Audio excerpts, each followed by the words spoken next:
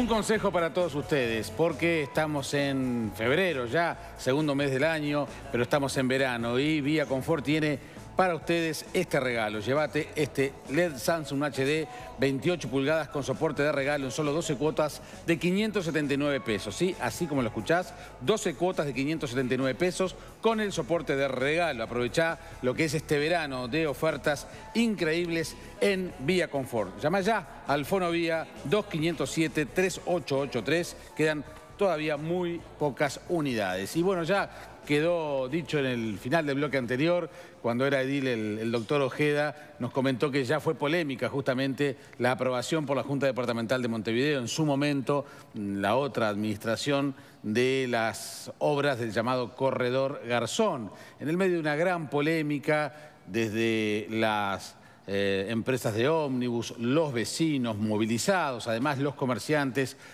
hablaron, criticaron mucho lo que era la oportunidad y bueno, y una obra que dejaba muchas dudas, y eso quedó reflejado por lo que nos contaba el doctor Ojeda en la propia Junta Departamental. Del otro lado, la Intendencia de Montevideo argumentando que sería la panacea para una zona complicada del tránsito. Inclusive llegamos a hablarlo en su momento aquí hace poquitos días con el diputado José Carlos Maía, que lo recorre justamente el Corredor Garzón para ir a Las Piedras, y nos decía que en su momento, en lugar de agilizar, de ahorrar minutos para llegar a su casa, demoraba bastante más. Bueno, lo cierto es que ahora, después de aparentemente las necesarias autocríticas, luego de una inversión que realmente fue muy importante, ahora la Intendencia, esta administración, que ya en su momento había hecho algunas críticas vinculadas a lo que fue esa obra inicial, está, bueno, reparando algunos tramos. Se habla allí de 700 metros en varias etapas. Ya lleva 3 semanas la obra, va para 3 semanas más. Esto también ha generado algunas críticas de los comerciantes, pero bueno, ¿en qué está? ¿Cómo se vive el día a día? Estamos recibiendo a justamente gente que viene de aquella zona de Montevideo. Está Antonio Astraldi con nosotros, que es el secretario del Centro Comercial e Industrial de Colón, y está Mario Gutiérrez, integrante del Consejo Vecinal 13 del municipio G. Bienvenidos, muchas gracias por estar aquí. Inclusive han tenido encuentros, reuniones con autoridades de la Intendencia, con el mismísimo intendente de Montevideo también, o sea que tienen mucho para contarnos. ¿Cuál es el estado de situación de las obras hoy del Corredor Garzón? Bueno, ¿me corresponde a mí la pregunta? Sí, correcto. Las obras del Corredor Garzón que iniciaron ahora es la corrección de los trabajos que se realizaron durante la administración de la profesora Ana Olivera.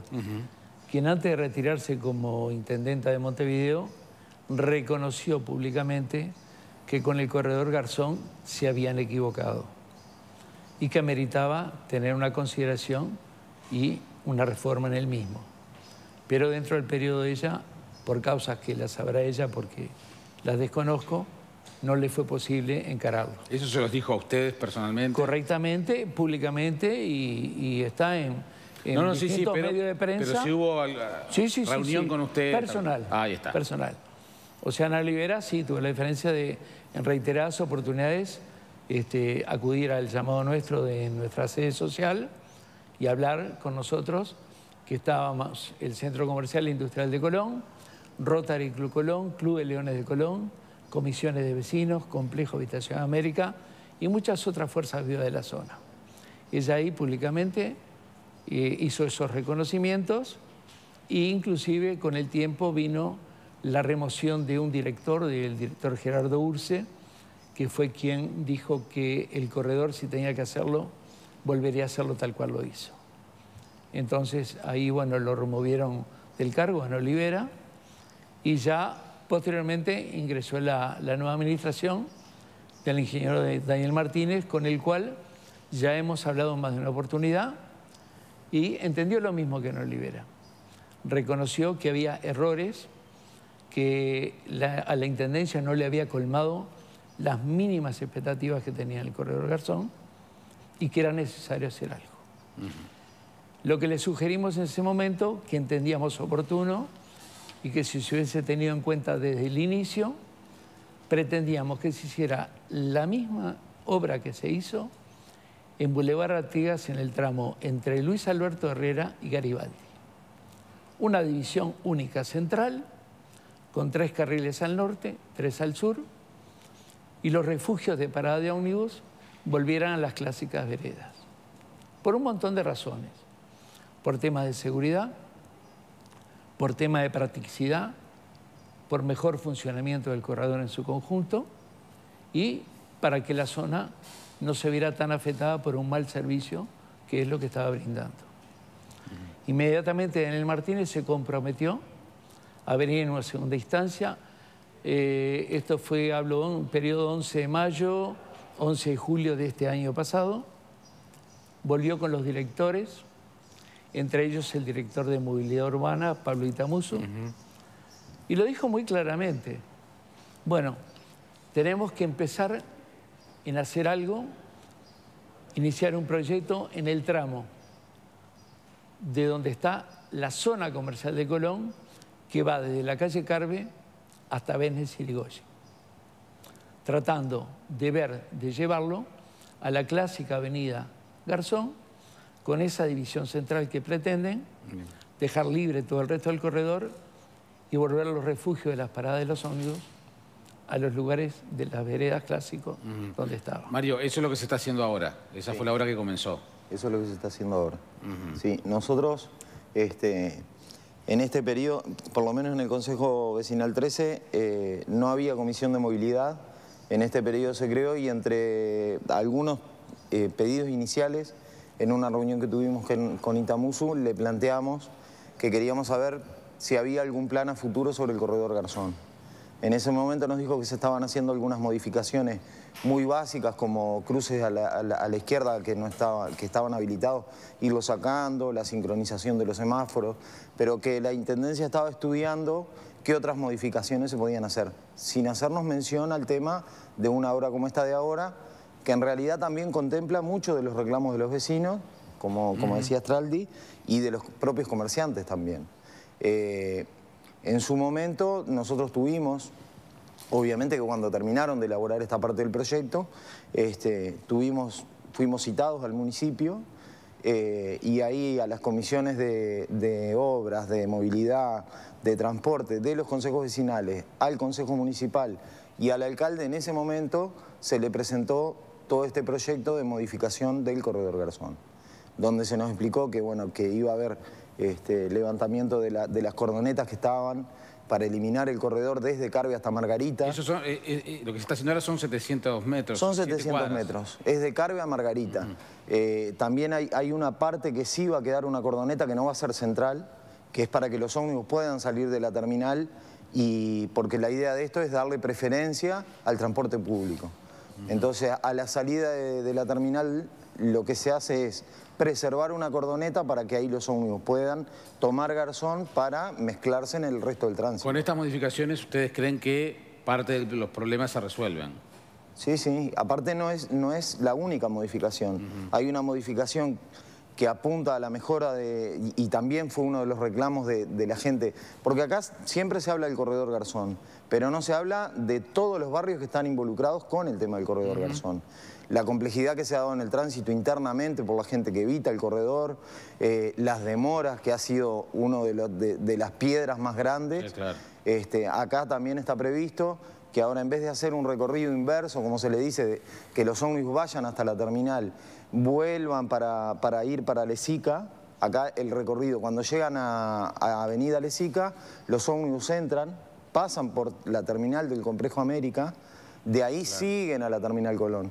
Entonces es todo un recorrido positivo que eso le saca 8 minutos de viaje a la gente. ¿Qué dice nuestro panel, Alejandro? Bien, esto que acabo de escuchar lo enmarco dentro de una buena noticia, ¿no? Una buena noticia a propósito de un acontecimiento que nunca debió haber ocurrido. Estaba pensando que la obra que se hizo en Boulevard, a la que aludió el representante de los comerciantes de Colón, es una obra que en realidad, estoy hablando desde el más absoluto desconocimiento, pero que luce como como algo sin mucha novedad. Ensanchemos, pongamos 2 carriles más porque el flujo es muy grande, dejemos las paradas en las veredas, como siempre, y los que transitamos por ahí todos los días vemos que con, entre comillas, muy poquita cosa, cambió mucho y para bien, creo que eso es notorio, están en la parte neurálgica de la ciudad. Mi duda que todavía yo no he podido sacármela, lo digo con franqueza y sin faltar el respeto a nadie, porque a lo mejor existe la respuesta y yo no la he conocido aún, es ¿por qué se quiso hacer algo más sin tener la certeza de que iba a funcionar? Es un asunto que todavía no puedo lograr darme cuenta de por qué se fue tan presuntamente ambicioso en un proyecto que obviamente estaba marcado al fracaso porque no tenía los estudios adecuados, porque si no, no logra entenderse. ¿Le puedo contestar? Me encantaría, sí. Yo celebro que un gobernante cometa un error y lo diga. Ahora, me sigue luciendo ese asunto como a poco, ¿no? No te olvides que el gobernante que diseñó la obra no solo fue removido, pero fue trasladado a otro programa. Tampoco fue despedido de la Intendencia. Yo recuerdo que lo entrevisté a Daniel Martínez en el Observador TV y le pregunté esto cuando recién había sido electo y lo que me dijo fue, ay, bueno, no lo vas a crucificar a Urce, pobre. Esa fue su respuesta. Me gustaría contestar la pregunta que hizo Alejandro porque me parece que es la clave del asunto. ¿Por qué es la clave? Porque en todos los lugares donde se practicó esta iniciativa, esta innovación del corredor, en todos los lugares funcionó. Funcionó en Buenos Aires, funciona a las mil maravillas en Buenos Aires, funciona en Colombia, funciona en Curitiba. En todos los lugares donde se ha aplicado ha funcionado. Entonces, por eso es que se pretendió hacer aquí. Ahora, ¿cuál fue la particularidad? ¿Y por qué fracasó en Uruguay? ¿Y por qué triunfó en todos lados? Porque lo que hicieron hacer a la uruguaya, en lugar de copiar exactamente como se hace en otros países, quisieron hacer un invento. ¿Cómo funciona en otros países? Los que van a Buenos Aires lo pueden comprobar. Hay un andén central, funciona como, digamos, una estación de tren. Hay un andén central, por un lado van los ómnibus en un sentido y por otro van en el sentido contrario. El 9 de julio decís. Sí, el que está en Buenos Aires. Entonces, y en todos lados funciona así. Hay un andén central, entonces la gente se para ahí, el que lo va a tomar para un lado se para el ómnibus y además el ómnibus, por el tema de las puertas, va en sentido contrario al flujo vehicular de la avenida. ¿Me explico? Entonces, eso funciona y funciona muy bien. Y funciona, y es todo más rápido, y es seguro, y no matan a nadie, y no muere nadie, y funciona. Ahora, ¿por qué no lo copiaron? ¿Por qué no lo hicieron igual a los países en la ciudad donde funciona? Ese es el gran misterio. ¿Por qué tuvieron que hacerle ese invento que los ómnibus se chocaban los espejos, no entraban en los techitos, tuvieron que cortar los techos? O sea, hicieron una cosa que estaba... O sea, el proyecto de corredor funciona, no tiene nada de malo el corredor. Pero lo uruguayizaron, digamos así. Le quisieron dar el toque uruguayo para no copiarlo, para que no digan, ah, nosotros tenemos la posta. Bueno, y terminó como terminó. Entonces, eso... o sea, se invirtió dinero... 40 millones de dólares. Para hacer más largo el viaje. O sea, ¿se dan cuenta? Si ustedes suman el tiempo que cada pasajero perdió en estos años de ida y de vuelta, el tiempo que perdió de estar en su casa con su familia, lo llevan a dinero, más el dinero que costó. Es una cosa increíble lo que hicieron. Y hay otra cosa, y termino. Increíble. Y que recién lo dijo Gutiérrez, que claro, solo lo saben los que viven ahí. Aquellos vehículos que para evitar, qué paradoja, que para evitar congestionaron y por lo tanto elevaron en peligrosidad, me imagino, a calles que hasta ese momento, imagino, eran más tranquilas, más apacibles. Que no están adaptadas al tránsito. Pero y además la vida de los vecinos se vio modificada, imagino. Bueno, me sumo a que es una buena noticia estos cambios, aunque sean parciales, sobre todo porque esta vez la voz de los vecinos está presente. Creo que uno de los grandes asuntos en la construcción fue que esa voz de los vecinos no era escuchada y entonces algunas cosas que parecían obvias, esto que están diciendo los compañeros de que uno viajaba, por ejemplo, desde Las Piedras a Montevideo, tenías que desviarte del camino, ingresar en una terminal, obviamente ibas a demorar más. La propia Ana Olivera terminó reconociendo, como dice aquí el vecino, que por 4 razones el corredor no era bueno. Por esta terminal, bueno, por el tema de cómo afectaba el comercio y sobre todo por el tema del tiempo. Reconoció que se demoró en algunos momentos 24 minutos más que el tiempo inicial. Bueno, estos 40 millones de dólares políticos que enseguecidamente defendían esto porque no sabían nada, pero estaban politizado el tema, y entonces recuerdo declaraciones de Topolansky diciendo funciona y es del primer mundo. Todas las cosas del primer mundo adaptadas a Uruguay no siempre funcionan, sobre todo cuando después no se pudo ni siquiera sincronizar los semáforos. Entonces, bueno, hay que ver un poco cómo se aplican esas cosas del primer mundo. Me gustaría hacer énfasis, por supuesto, que en los millones de dólares, por supuesto que en la arrogancia, en los errores. Algunos informes hablan de 20 personas fallecidas, más de 600 accidentes, y eso no hay disculpa de político que lo pueda arreglar. Sobre todo cuando todo el mundo decía que eso iba a suceder. Eso no hay perdón, no podemos aceptar los perdones respecto a eso. Y otra cosa, me dicen acá algunos vecinos que estas reformas parciales pueden llegar a complicar en algunos tramos todavía más el tránsito por algunos desvíos, y que el planteo original era ir a cero, eliminar esto, no solo en estas 7 cuadras, sino en todo el tramo. No sé si ellos comparten o no eso. Ahora terminamos con el panel y le lo responden. Bueno, Lucía vio el título de Sendic. Digo por las dudas, de haber visto el del Corredor Garzón. No, el Corredor Garzón, una gran novela, ¿no? Con varios capítulos que parecería llamarse Crónica de una muerte anunciada. Yo no soy ingeniero, no sé nada de vialidad, ni mucho menos, pero se escuchaba de alguna forma a vecinos y gente, y técnicos que hablaban y decían que no era bueno. La intendencia, es verdad que se encegueció, y ahí tenemos otro capítulo, que es el capítulo de la politización de la vialidad, ¿no? Una cosa rarísima, se politizó, vos estás en contra, sos un facho, ¿no? Una cosa muy rara. Y todo termina con esto. Pero una de las cosas que me queda dando vuelta es con respecto a los 40 millones de dólares, ¿no? Yo recuerdo hace muchos años que ANCAP, justamente, pero voy a ir más para atrás, ¿no? ANCAP hizo unos muy malos negocios con Solpetróleo y una serie de empresas, y mucha gente dijo, bueno, capaz que acá no hay corrupción. Pero, como decía mi papá, como dice mi papá en realidad, a este hay que meterlo preso por muy vivo o por muy bobo, ¿no? O por una o por la otra, o porque se robó plata o porque es un bobo. Entonces, si criticamos aquello que dijimos, qué malos negocios que hizo ANCAP, y mirá, perdió 120 millones de dólares, después podemos discutir largo y tendido qué pasó con ANCAP ahora, pero parecen ser 500 millones de dólares. Bueno, y la pregunta es, bueno, ¿hasta dónde tiene discrecionalidad un político para llevar adelante reformas, para llevar adelante inversiones y un montón de cosas? ¿Y hasta dónde pierde un montón de dinero? Y bueno, me equivoqué, perdón. Son 500 millones de dólares, bueno, está, yo qué sé, vemos. No, sea el que sea con la plata ajena, es muy fácil equivocarse, ¿no?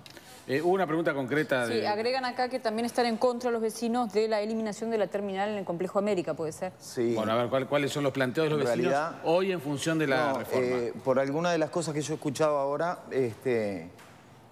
con el tema de la implementación del corredor, a la hora de implementar, lo que no se tuvo en cuenta que habían 2 frecuencias de tiempo diferentes en los ómnibus. Los interdepartamentales que entraban a Montevideo a una velocidad y los locales que van a otra. Dentro del corredor, un ómnibus no puede sobrepasar a otro. Entonces ahí fue cuando terminó con los interdepartamentales por fuera y los del circuito urbano por dentro. Ahí fue una de las primeras trabas. Después, los espacios geográficos Garzón no los tenía para hacer un corredor. Porque General Flores, por ejemplo, sí tiene que a partir de los errores de Garzón se corrigieron algunos. Pero no era solamente Garzón y General Flores. Era un proyecto de 8 corredores en todo Montevideo. Sí, Beloni... Claro, otro, sí. era completo. Lo que generó todos los problemas que hubieron en Garzón fue que el resto de las obras se pararan. General Flores estuvo 2 años y pico, casi terminado, pero sin terminar de ponerlo en funcionamiento, hasta que se lograron solucionar un montón de cosas. ¿Qué pasa con las obras hoy, en este momento? Claro, el tema, por ejemplo, de la terminal del Complejo América, el reclamo de los vecinos es que va a dejar de tener su rol de terminal y van a tener problemas de inseguridad y todo lo demás. La terminal no va a funcionar como terminal, sino que como una gran parada, que los ómnibus van a pasar por ahí y van a seguir. Ese es el problema que ven los vecinos, que ya van a dejar de estar las unidades de transporte con los guardas, el rato que tienen de descanso, entonces que eso podría generar. Ahí tal vez tendría que verse la capacidad de la comisión o de la gente del Complejo América para tratar de buscar soluciones alternativas a que no quede como un espacio librado a la suerte de... Claro, ahí... ¿Se lo han planteado a las autoridades de la Intendencia este tema? No, en realidad eso como que lo está manejando alguna gente del Complejo América Pero acá también hay una cosa que tal vez no viene solo de URSE el tema del Corredor Garzón. El Corredor Garzón, el proyecto viene de 2008, o sea que de la administración de Ehrlich. Con otra realidad política porque los municipios no existían. Tal vez si los municipios hubieran existido, hubieran creado el ámbito adecuado para instalar mesas de trabajo con los vecinos, con el centro de comerciantes, con los consejos vecinales, porque a veces también se es un poco injusto, hoy que sí existen los municipios, de decir el municipio no tiene nada que ver. Y en realidad no es un rol que le compete al municipio las obras grandes de vialidad. Bien. Tal vez si hubiera estado esta realidad nueva que tenemos de los municipios, hubiera sido otro la forma de trabajar y de analizar el tema. Está bien, pero ahí va, pero yo iba a decir eso. Claro. Ni en el 2008 ni en la administración siguiente se escuchó a los vecinos. Claro. No, y a las empresas, que se supone además que tienen un contacto directo con la Intendencia. Exactamente. ¿Qué dicen los comerciantes de lo que está sucediendo hoy, de estas reformas ahora? Bueno, están hablando del corredor y de la Terminal Colón. Digamos, un edificio fantasma, por denominarlo de alguna forma. El corredor Garzón, el problema que vemos más grave es la falta de comunicación de la Intendencia por parte del director de Movilidad Urbana, el señor Pablo Itamuso. Lo digo en la cámara para que me escuche. El señor Pablo Itamuso, el intendente de Montevideo, le dijo claramente que elaborara el proyecto basado en las sugerencias dadas y que ni bien lo tuviera culminado, nos diera conocimiento del mismo para ver si se adecuaba a lo que se pretendía y si colmaba las expectativas. ¿Y? No puedo hacerles perder mucho tiempo, realizaríamos varios programas. Acá tengo el material de las respuestas de Pablo Itamuso. Estamos estudiando. Lo vamos a comunicar y cuando tengamos el panorama claro vamos a visitarlos. 6 meses estuvo diciendo eso. Hasta hoy todavía no vino. Y ya las obras están... Entonces convocó, sí, a los consejos de vecinos.